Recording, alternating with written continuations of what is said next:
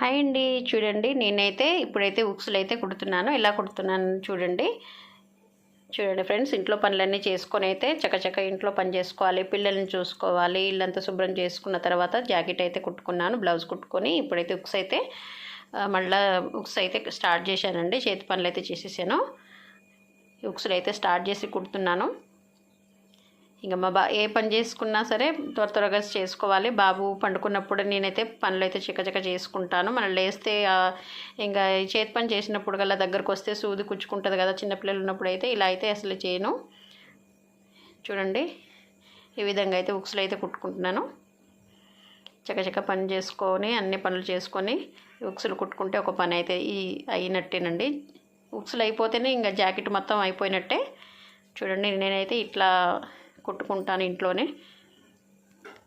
మన పనులు మనం చేసుకోవడంలో తప్పు లేదు కదండి. అందుకోసం నేను